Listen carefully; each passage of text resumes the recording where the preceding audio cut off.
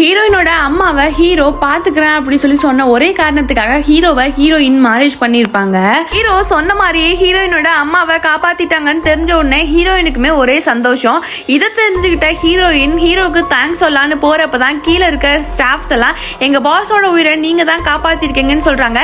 ஹீரோயினுமே நான் என்ன பண்ணேன்னு கேக்குறப்பதான் எங்க பாஸ் வந்து சின்ன வயசுலயே ஏதோ ஒரு அரிய வகை நோயால தான் பாதிக்கப்பட்டிருந்தாரு, இந்த மாதிரி ஒரு பர்த் மார்க் இருக்க பொண்ணாலதான் அவரை காப்பாற்ற முடியும் அப்படிங்கிற மாதிரி சொன்னது தான் ஹீரோயின் இதை பத்தி யோசிக்கிறாங்க.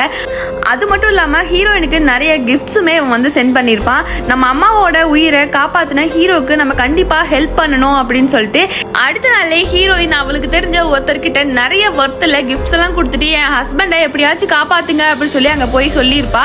அவருமே ஏன் உன் ஹஸ்பண்டை காப்பாத்தணும், அவர் இறந்துட்டா அவரோட சொத்தெல்லாம் நீ வச்சுக்கலாம்னு சொல்லி கேட்கிறப்ப இல்ல அவர் என்னோட ஹஸ்பண்ட், நீங்க கண்டிப்பா எனக்கு அதாவது இந்த ஹெல்ப் பண்ணணும்னு சொல்லவும் அவருமே அக்செப்ட் பண்ணிக்கிறாரு.